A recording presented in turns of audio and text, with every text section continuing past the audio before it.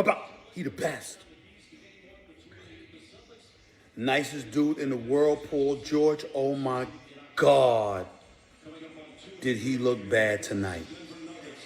Shots off the side of the backboard, missed layups, missing wide open threes, turning the ball over. All in the fourth quarter.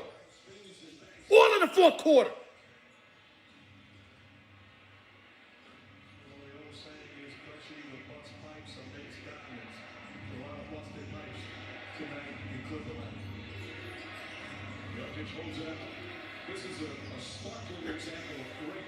Denver ain't no joke.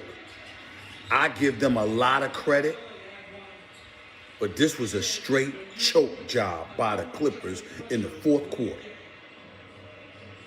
When you wet the bed like that in the last 12 minutes of a game 7, that's a choke. That's a choke job. You see me choking now? Oh, paging Max Kellerman. Stephen A's already got his snack. He's going to be sipping his tea. Let me remind everyone, the Clippers had a 3-1 lead in this series. So, yes, I would define that as a choke, as Stephen A said. And, Max, you describe Kawhi as not just the best. He's a cyborg, and he has ice water in his veins.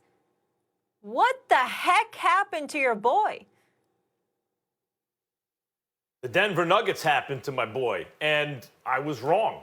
Kawhi cannot play like that in the 7th game of a series, period, in any series, and be considered the best player in the world. The only possible saving grace for the Clippers and Kawhi is if the Nuggets do the same thing to the Lakers.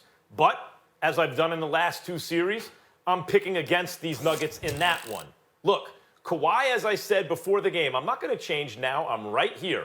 Kawhi, as I said before the game, I hold to the same standard as LeBron or James Harden or anyone else who is a superstar and one of the best players in the world and the franchise centerpiece. It's a game 7. If you've gotten this far, the teams are evenly matched. The team with the best player on the floor will win the game, almost always. The best player on the floor was Jokic. Kawhi was also not the second best player on the floor. The second best player on the floor was Jamal Murray. You can't be, and he may not have been the third best player on the floor either, but you can't have 2 dudes on the other team both outplay you. The Clippers at one point didn't score in the fourth quarter until like 5 minutes to go was the first field goal at least they made in the fourth quarter. This has happened to me once before with respect to LeBron James. When in 2016, in the midst of a 73-win season, Steph Curry looked unstoppable, going back 4 years already. And I said, I know a guy like Steph is never the best player in the world, his size and everything. LeBron's so much more athletic. But given the rules today, Steph has surpassed LeBron. And I had to eat my words then when LeBron led them on a comeback in a Game 7 to win at Oracle. And in the last almost 5 minutes of the fourth quarter, the greatest half-court offense ever didn't score a point, led by Steph Curry, who turned the ball over. And I had to come out and say, oops, sorry, LeBron, you're still the king after all.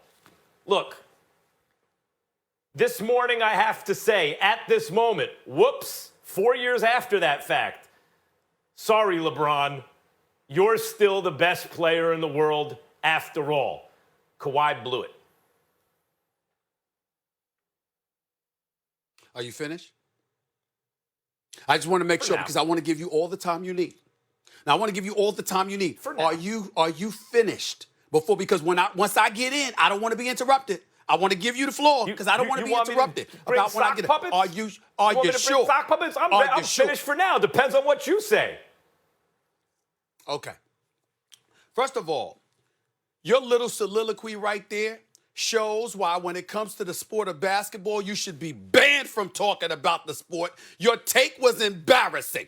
After all of this noise that you have made all of these years about Kawhi Leonard, you come on national television.